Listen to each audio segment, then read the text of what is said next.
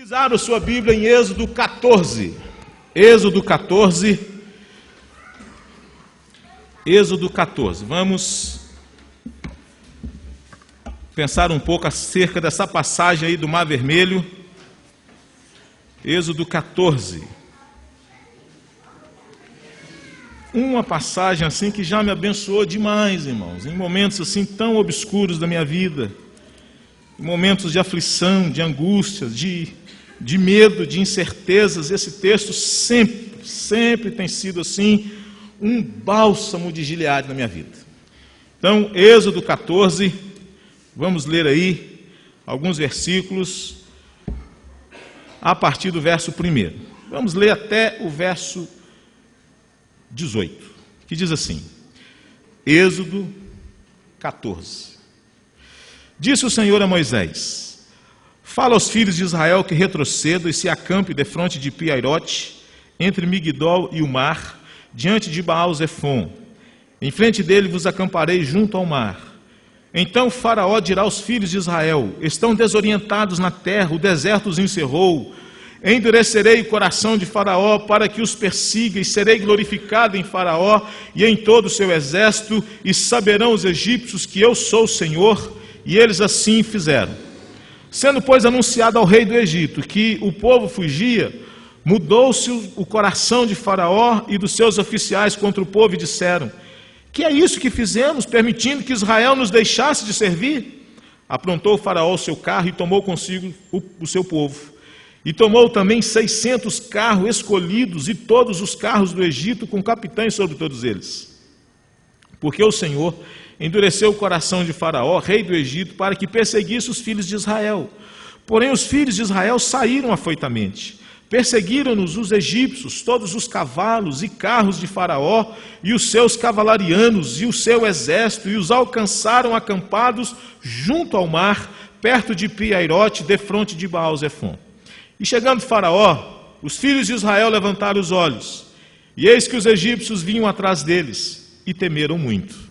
Então os filhos de Israel clamaram ao Senhor, disseram a Moisés: será por não haver sepulcros no Egito que nos tiraste de lá, para que morramos neste deserto? Por que nos trataste assim, fazendo-nos sair do Egito? Não é isso que te dissemos no Egito? Deixa-nos, para que sirvamos os egípcios, pois melhor nos fora servir aos egípcios do que morrermos no deserto. Moisés, porém, respondeu ao povo: não temais, aquietai-vos e vede o livramento do Senhor que hoje vos fará, porque os egípcios que hoje vedes, nunca mais os tornareis a ver. O Senhor pelejará por vós, e vós vos calareis. Disse o Senhor a Moisés: por que clamas a mim? Diz aos filhos de Israel que marchem. E tu levanta o teu bordão, estende a mão sobre o mar e divide-o, para que os filhos de Israel passem pelo meio do mar em seco. Eis que endurecerei o coração dos egípcios para que vos sigam e entrem nele. Serei glorificado em Faraó e em todo o seu exército, nos seus carros e nos seus cavalarianos. E os egípcios saberão que eu sou o Senhor, quando for glorificado em Faraó, nos seus carros e nos seus cavalarianos. Vamos orar? Senhor, te agradecemos por esse registro tão precioso de um momento tão importante na vida do teu povo. E queremos tirar dele aqui lições preciosas para a nossa caminhada, Senhor, para a nossa vida cotidiana. Nos ajude, nos abençoe, que o Espírito Santo do Senhor esteja falando aos nossos corações. É a nossa oração no nome de Jesus. Amém. Amém. Renato.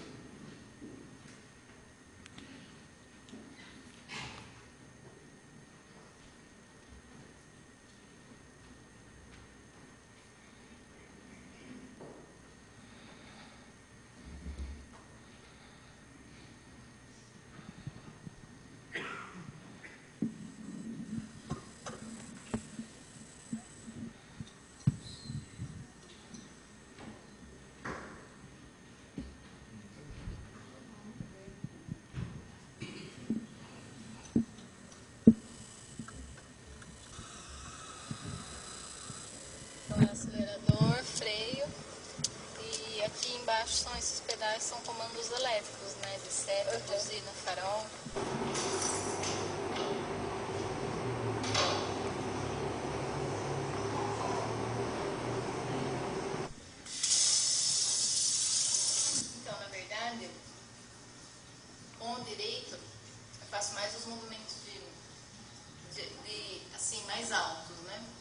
O esquerdo é mais força.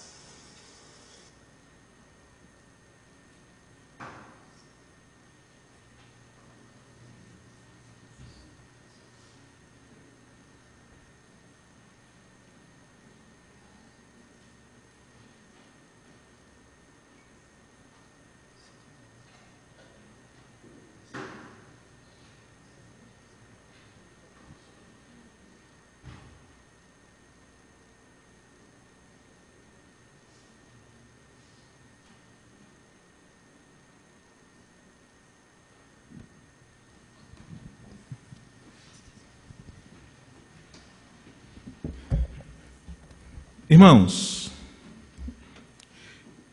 quando eu vi esse vídeo, há inúmeros iguais a esses na internet, eu fiquei pensando se, ao levar minha esposa para fazer uma ultrassonografia e de repente constatasse que o bebê que minha esposa estivesse esperando estivesse sem os 2 braços, nasceria sem os seus 2 braços. E esse bebê nasce, uma menina linda, maravilhosa, sem os seus 2 braços. E todo mundo certamente, puxa vida, que menina linda, mas coitadinha, tadinha, não é? Sentimento de pena, sentimento de dó, ou certamente talvez nós faríamos alguns questionamentos, mas por que uma coisa como essa? Por que Deus permitiu uma situação assim? Por que Deus permitiu que uma criança tão linda, de repente, nascesse com essa necessidade, nascesse com essa deficiência, sem os seus 2 braços? A gente olha para essa menina e vê uma menina que tem que fazer das suas 2 pernas os seus 2 braços. Uma menina sem os braços que dirige. Uma menina sem os 2 braços que escova os seus dentes, que pinta o seu cabelo, que se maqueia sozinha, que lava louça, que acessa computador. A sensação que tem é que ela tem uma vida absolutamente normal, faz coisas que muitos de nós aqui não faz, usa de recursos que muitos de nós aqui não usa. Mas eu só queria, irmãos, me valer dessa introdução, porque certamente às vezes, diante de uma situação assim, diante de uma gravidade de um problema assim, diante de uma limitação assim, talvez questionamentos não faltariam no nosso coração acerca do porquê. Por que isso? Por que Deus permitiu um negócio desse? Por que a minha filha teve que nascer assim? Ou quem sabe, queridos, deixam de ser questionamentos que nós fazemos em relação aos outros e nós fazemos em relação a nós mesmos. Quando nós passamos por situações difíceis, quando nós recebemos determinados diagnósticos, quando pessoas que nós amamos tanto, de repente, têm que conviver com tratamentos fortíssimos para combater determinadas doenças. Questionamentos que nós fazemos constantemente dos porquês de tanto isso, por que aquilo outro, e às vezes, queridos, nós ficamos com um sentimento de revolta. Revolta porque nós temos que conviver, às vezes, a vida inteira com limitações. Mas essa menina, certamente, ela não se vitimou por causa da sua limitação. A sua limitação fez com que ela se lançasse para a vida e aprendeu a fazer coisas que talvez alguns poderiam dizer jamais ela conseguiria. E o que é que isso tem a ver, irmãos, com o texto que nós lemos? Tem tudo a ver. Porque esse texto que nós lemos nos fala de um povo que sai do Egito, e eles saem por causa de uma promessa, por causa de uma libertação extraordinária, e Deus disse a eles: vocês vão ser conduzidos até a terra de Canaã. Mas, queridos, bastou apenas uma situação adversa, bastou apenas um momento aflitivo, bastou apenas uma aflição, bastou apenas uma adversidade, e o povo deixou de ser crente, o povo deixou de confiar em Deus, o povo deixou de descansar em Deus, e o povo passou a questionar, a murmurar, a lamentar, e se tornou incrédulo, se tornou descrente. O povo que, diante de uma situação aflitiva, começou a questionar as intenções de Deus. Eu queria então, meus irmãos, diante desta passagem, pensar algumas coisas aqui para o meu coração e para o seu coração. E eu queria pensar acerca do cuidado que eu e você devemos ter nas adversidades e o cuidado de Deus para com as nossas necessidades. O cuidado que eu e você devemos ter nas adversidades. Quando a aflição chega, quando a enfermidade bate à porta da nossa casa, quando o luto chega na nossa casa, quando a gente tem que conviver, irmãos, com situações difíceis, se não de enfermidades, mas de perdas, de limitações, de uma doença que às vezes não tem cura do ponto de vista médico, de uma pessoa que nós tanto amava, mas que de repente deixou de fazer parte da nossa história e partiu.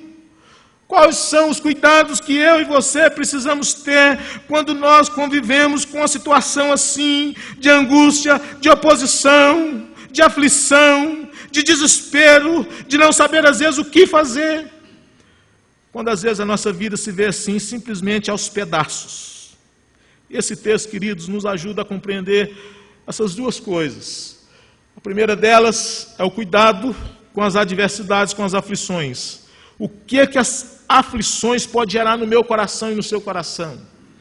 E a segunda coisa é acerca do cuidado de Deus em nossas necessidades. Esse texto nos fala dessas duas coisas. Mas antes, querido, de falar acerca daquilo que Deus é capaz de fazer por nós, esse texto nos ensina acerca do que as aflições podem fazer na minha vida, do que as aflições podem fazer no meu coração, do que as aflições são capazes de gerar dentro da minha alma, dentro do meu coração, quando a gente olha à nossa volta e a gente se vê passando pelo vale da sombra da morte. A primeira coisa que o texto nos ensina é que antes de falar acerca do que Deus faz, ele nos ensina acerca do que a aflição pode fazer, do que as adversidades são capazes de gerar dentro da nossa alma. E eu então queria pensar com vocês acerca disso.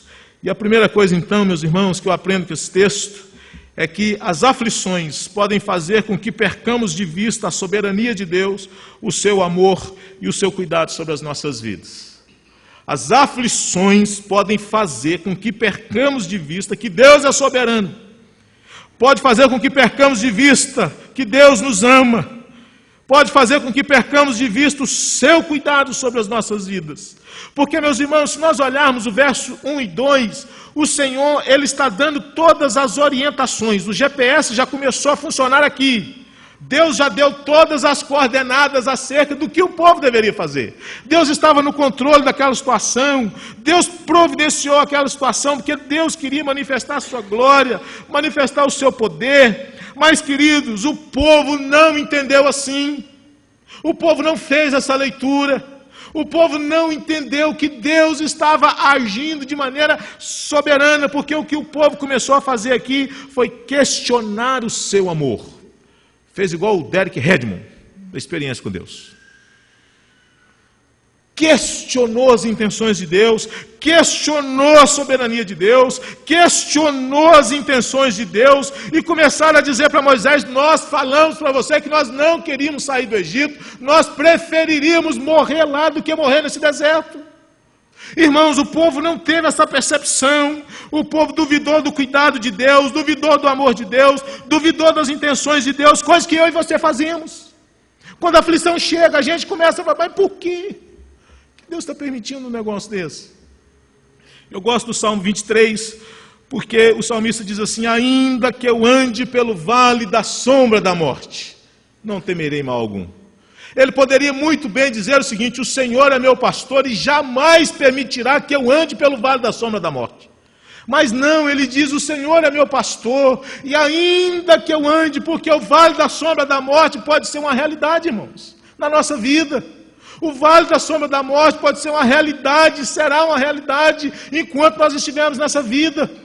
Mas o salmista diz que mesmo passando por esse vale sombrio, ele diz: eu confio no Senhor, o Senhor está presente, mesmo eu passando pelo vale da sombra da morte. Porque ele poderia ser Deus apenas em nos livrar do vale da sombra da morte, mas ele é Deus andando ao nosso lado no vale da sombra da morte. É o que Deus diz para Paulo: Paulo, eu não vou te curar, a minha graça te basta. A minha graça vai capacitar você a conviver e administrar a sua dor. A sua dor. O que é que as aflições podem fazer? Elas podem fazer com que percamos de vista a soberania de Deus, o seu amor e o seu cuidado sobre as nossas vidas. Uma segunda coisa, queridos, que as aflições têm a capacidade de fazer: as aflições do tempo presente podem fazer com que nos esqueçamos das bênçãos de Deus do passado. Lembra do Salmo 77? Nós olhamos para a história e nós lembramos dos teus poderosos feitos. Porque olha só, meus irmãos, o verso 10 e 12, o que é que nos diz aqui? Portanto, verso 10: e chegando Faraó, os filhos de Israel levantaram os olhos, e eis que os egípcios vinham atrás deles, e temeram muito. Então os filhos de Israel clamaram ao Senhor, disseram a Moisés: será por não haver sepulcros no Egito que nos tiraste de lá, para que morramos neste deserto? Por que nos trataste assim, fazendo-nos sair do Egito? Não é isso que te dissemos no Egito? Deixa-nos, para que sirvamos os egípcios, pois melhor nos fora servir os egípcios do que morrermos no deserto.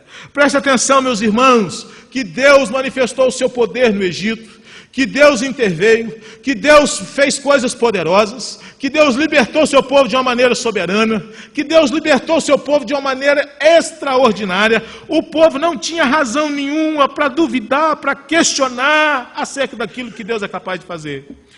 Mas, queridos, eles se esqueceram daquilo que Deus fez no passado. Quando a aflição chega e bate na porta das nossas vidas, parece que as nossas vidas passam a ser contadas apenas a partir da aflição. A gente se esquece de olhar para trás e ver como que Deus foi bondoso, como que Deus tem cuidado, como que Deus tem suprido, como que Deus tem provido. Mas, queridos, o povo preferiu questionar, murmurar, lamentar diante de Deus, a confiar no seu cuidado, a confiar na sua providência, deixou de olhar para trás e descansar em Deus. E na contramão disso, na contramão desse sentimento, na contramão dessa reação, nós temos um homem que não perdeu apenas bens materiais, nós temos um homem que perdeu praticamente tudo que tinha, todos os seus bens, todos os seus filhos, ficou pobre, adoecido, cheio de chagas. Mas olha a declaração que ele faz. Então saiu Satanás da presença do Senhor e feriu a Jó de tumores malignos, desde a planta do pé até o alto da cabeça. Jó, sentado em cinza, tomou um caco para com ele raspar-se. Então sua mulher lhe disse, ajudou muito, né? Ainda conservas a tua integridade? Amaldiçoa a Deus e morre. Mas ele respondeu, falas como qualquer doida. Temos recebido o bem de Deus e não receberíamos também o mal. Temos recebido o bem de Deus, não receberíamos também o mal. Queridos, o povo deixou de olhar para trás, deixou de olhar para a história, se esqueceu das bênçãos de Deus ao longo da história, parece que se esqueceram de tudo que Deus havia feito por eles. As aflições parece que têm essa capacidade de gerar uma amnésia em nós. Parece que a gente se esquece de tudo que Deus já nos proporcionou, de tudo que Ele já fez. Parece que a nossa vida passa a fazer sentido ou deixa de fazer sentido a partir dessas aflições que se instauram dentro das nossas vidas, nas nossas casas, na vida daqueles a quem nós amamos. Uma terceira coisa que eu aprendo aqui é que as aflições podem fazer com que nos prendamos àquilo que é temporário e nos esqueçamos daquilo que é eterno, duradouro. Porque, meus irmãos, o verso 12 diz assim, não é isso que te dissemos no Egito? Deixa-nos para que sirvamos os egípcios, pois melhor nos fora servir aos egípcios do que morrermos no deserto. Irmãos, qual foi o projeto de Deus para esse povo? Vocês vão para uma terra que mana leite e mel. E eu pergunto, qual que é o projeto de Deus para a minha vida e para a sua vida? O projeto de Deus para a minha vida e para a sua vida, irmãos, é de guardar-nos íntegros, puros e santos, enquanto nós estivermos caminhando nessa vida, até que nós sejamos conduzidos à eternidade. Nós estamos aqui de passagem, nós somos peregrinos e forasteiros deste mundo, nós não somos moradores perpétuos desse mundo, nós somos inquilinos dessa terra, irmãos. Nós estamos de passagem e a gente vive a nossa vida baseado nas coisas que são temporárias. A nossa vida, às vezes, é regida, baseada não naquilo que é eterno, mas ela é baseada naquilo que é passageiro. É por isso que quando as aflições chegam, parece que o mundo acabou. É por isso que, por mais duro que seja, irmãos, é por isso que nós temos tanta dificuldade em lidarmos com a morte. Porque a morte para nós parece que foi a maior derrota das nossas vidas. E a gente se esquece daquilo que Paulo disse: é melhor estar com Cristo, o que é incomparavelmente melhor. Eu quero estar com Ele. Mas esse povo não entendeu isso. Esse povo estava sendo orientado pelos valores daquilo que é temporário, daquilo que é passageiro, daquilo que é transitório. Eles estavam olhando apenas para os problemas. Eles estavam olhando apenas para as coisas dessa vida. Eles estavam olhando apenas para o mar diante deles. Eles não estavam olhando, vislumbrando a Canaã, irmãos. Martin Lloyd Jones, um médico britânico, foi médico da rainha da Inglaterra, um pastor extraordinário, morreu há cerca de uns 30 anos, 20 e poucos anos atrás, se não me engano. E ele debilitado, acamado, sem poder falar, e as pessoas orando pela cura dele. E ele então escreveu num papel: não me detenham da glória. Não me detenham da glória. Em outras palavras, eu não quero ficar mais aqui. Chega! Eu quero voltar para casa. Eu quero voltar para o Pai. Irmãos, como que nós estamos precisando de ter essa consciência de que nós somos peregrinos neste mundo, irmãos? Como que o nosso coração é tão apegado às coisas dessa vida, irmãos? Como que nós valorizamos as coisas dessa vida? Como que nós nos prendemos às coisas dessa vida? Como que nós idolatramos as coisas dessa vida? Como que nós nos apegamos às coisas dessa vida? E o projeto de Deus não é para aqui, irmãos. O projeto de Deus é para a eternidade. Ninguém aqui vai viver 150 anos. Ninguém aqui vai viver 150 anos. Ninguém. Ninguém. Eu vou viver 149 alguns meses.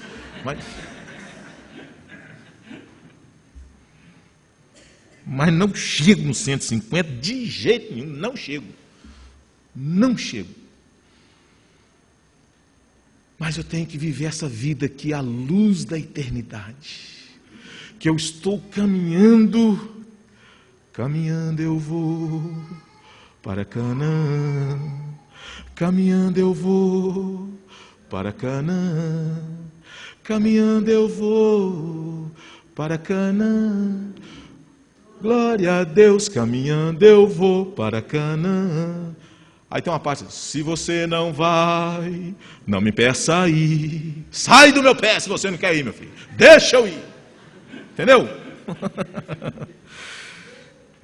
Irmãos, as aflições podem fazer com que nos prendamos àquilo que é temporário, passageiro, e nos esqueçamos daquilo que é eterno. Olha o que aqui Paulo disse, escrevendo a sua carta, sua segunda carta aos Coríntios, capítulo 4, versos 16 e 18, ele diz assim: por isso, não desanimamos. Pelo contrário, mesmo que o nosso homem exterior se corrompa, contudo, o nosso homem interior se renova de dia em dia, porque a nossa leve e momentânea tribulação produz para nós eterno peso de glória acima de toda comparação. Preste atenção, não atentando nós nas coisas que se veem, porque as que se veem são temporais, e as que se não veem são eternas. Não ameis o mundo, nem as coisas que há no mundo. Porque tudo que há no mundo, a concupiscência da carne, a concupiscência dos olhos e a soberba da vida, não procede do Pai, mas procede do mundo. Ora, o mundo passa, bem como as suas concupiscências, mas aquele que faz a vontade de Deus permanece para sempre. Louvado seja Deus. Então, meus irmãos, as aflições, elas podem fazer com que a gente perca de vista isso. Mas, e aí, diante disso, o que acontece? Agora, deixando de falar acerca do que as aflições é capaz de gerar no nosso coração, a Bíblia então fornece-nos acerca daquilo que Deus é capaz de fazer em nós. Primeiro, o que as aflições são capazes de fazer em nós, e agora a gente passa a ver o que Deus pode fazer por nós. E a primeira coisa que eu aprendo aqui, queridos, é que Deus trabalha primeiramente em nós. Presta atenção nisso. Olha aí o verso 13 e 14. Olha o que é que Moisés diz para o povo. Moisés, porém, respondeu ao povo: não temais, aquietai-vos, e vede o livramento do Senhor que hoje vos fará, porque os egípcios que hoje vedes, nunca mais tornareis a ver. Mas, queridos, o exército de Faraó continuava vindo, o mar continuava ali do mesmo jeito, nada mudou, aquela realidade não mudou, mas esse povo precisou ser tratado primeiramente, porque, querida, a realidade estava lá, a realidade era dura, a realidade era difícil, mas o povo precisava tranquilizar-se diante de Deus, precisava pacificar o seu coração diante de Deus, e eu aprendo com isso que antes de Deus fazer alguma coisa por nós, Ele quer fazer primeiramente em nós. É por isso que o Novo Testamento vai falar de algo que diz a paz que excede a todo entendimento, porque a realidade à sua volta não mudou, mas você está mudado. As aflições estão lá, a adversidade está lá, mas você está em paz diante de Deus. E é o que Moisés está dizendo para o povo: aquietai-vos, não temais, aquietai-vos e vede o livramento.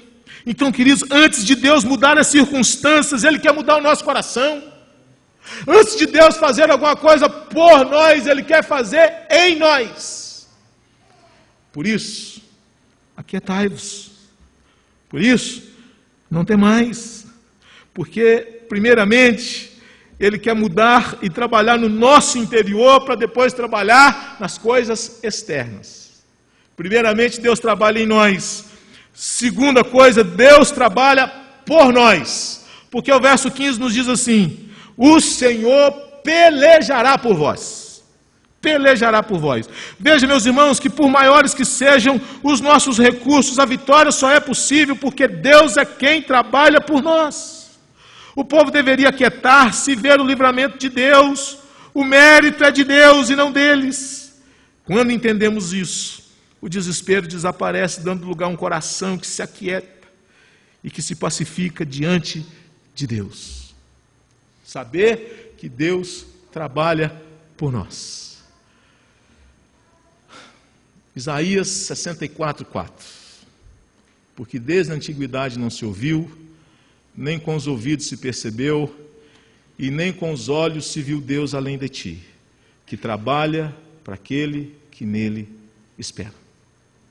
Deus trabalha em nós, Deus trabalha por nós, e por último, a necessidade de transformarmos a adversidade em oportunidade.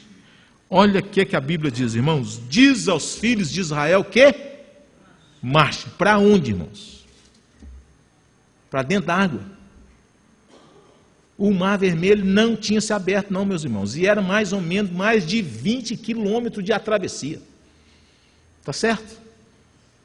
Marchar para onde? Mas o que eu aprendo com isso, queridos? É que as aflições, elas têm a capacidade de nos paralisar, elas têm a capacidade de estagnar a nossa vida, elas têm a capacidade de fazer com que a gente perca o prazer naquilo ou nas coisas que um dia caracterizou a nossa vida. As aflições têm a capacidade de nos estagnar, de fazer com que a gente fique paralisado, de fazer com que a gente fique atrofiado espiritualmente falando. As adversidades têm a capacidade de travar a nossa vida. O povo estava quieto, o povo estava prostrado, mas o povo precisava marchar, meus irmãos. O povo precisava caminhar, a vida precisa caminhar, precisamos reconstruir a nossa vida, com a graça de Deus, no poder de Deus, precisamos levantar-nos e reconstruir a nossa vida, mesmo que seja debaixo de muita lágrima, porque às vezes é necessário sair andando e chorando, meus irmãos. Mas nós precisamos sair, nós precisamos levantar, de nada adianta olhar para as adversidades, para aquilo que aconteceu lá atrás, isso não muda a minha realidade. Diz aos filhos de Israel que marchem, que marchem. E esse marchar aqui, irmãos, é arrancar, é levantar as tendas, é levantar o acampamento, é pôr-se em marcha, é caminhar, é ir, é partir. Quantas vezes, irmãos, nós ficamos prostrados? Quantas vezes nós estamos caídos por causa de uma situação que um dia chegou, que se instaurou e que nos marcou profundamente e a gente não conseguiu ser mais os mesmos nunca mais? Quantos crentes estão paralisados? Não estão marchando mais. Não estão caminhando mais. Eu, lendo algumas coisas, a gente fica assim impressionado quando a gente vê algumas pessoas que marcaram a história, mas quando a gente olha para a história de vida dessas pessoas, foram uma história de superação. Demóstenes, por exemplo, que foi o maior orador da Grécia Antiga, ele tinha um problema da fala. Talvez era um homem gago, tinha limitações profundas e se transformou no maior orador da Grécia Antiga. Martinho Lutero, enquanto ele estava confinado no castelo de Warburg, ele traduziu o Novo Testamento para o alemão. O compositor Beethoven, ele compôs a 9ª Sinfonia surdo. Surdo. Como explicar um negócio desse? Falamos tanto, mas não nos detemos, às vezes, nas circunstâncias, dos momentos difíceis, e ele assim o fez depois de ficar surdo. King Gillette estava tão cansado de afiar a sua navalha, que ele desenvolveu a Gillette com lâminas descartáveis, surgindo assim a maior empresa de Gillette do mundo. Se existe um troço que não tem concorrência, é para o tal do Presto Barba Gillette. Não estou fazendo comercial, mas não tem, meus irmãos. Não tem um Gillette que seja melhor do que esse troço. E eles inventou um outro trem, que é o tal de um fúzio. O fúzio é um trem de doido que tem. É 6 lâminas que corta assim, um negócio maravilhoso que tem. O tal do fúzio. Mas por que ele fez isso? Ele cansou de ter que ficar molando. Será que não tem um negócio mais moderno, melhor do que isso? Criou-se a Gillette. Thomas Edison, após ter o seu suprimento de gás de sua pequena empresa suspenso por não pagamento, presta atenção no negócio desse. Cortaram o gás do cara porque ele não pagou. Ele ficou tão irritado que ele resolveu ler sobre técnicas de economia de gás e decidiu se não era possível substituir o gás pela eletricidade. Uma adversidade que criou uma das coisas revolucionárias do mundo, irmãos. Porque ele queria competir com aquele fornecedor. Thomas Edison foi o fundador da General Electric Company, que se tornou mais tarde na General Electric. Um corte de suprimento de gás fez o cara criar uma potência. John Maxwell, ele diz o seguinte, que os problemas são coisas que nos despertam para a criatividade. Sem 2 pernas, sem 2 braços. Mas que pinte o cabelo, escova dentes, lava a louça, acessa a internet, fala no computador, fala no celular, dirige, escreve, estuda, misericórdia. Sem os 2 braços. Não deixe que a adversidade paralise você, mas peça a Deus que o oriente a crescer e fazer coisas que você até então nunca sonhou em fazer. Não fique prostrado diante da adversidade, porque as adversidades podem ser grandes oportunidades, meus irmãos, de nós criarmos coisas que até então não existiam. E algumas coisas aqui para a gente pensar e terminar.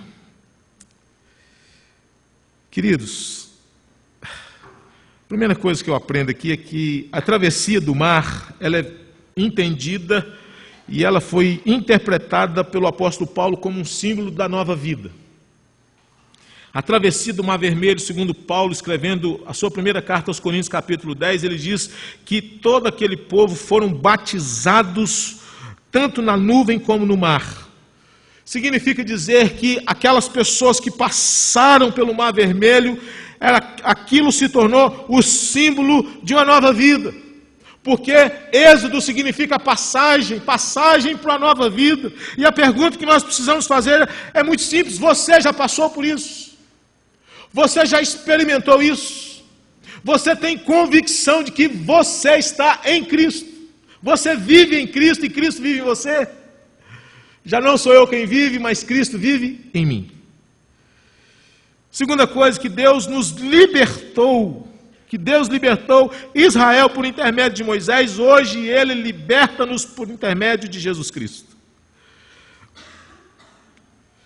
E mais, irmãos, talvez o mar com que você tenha se deparado,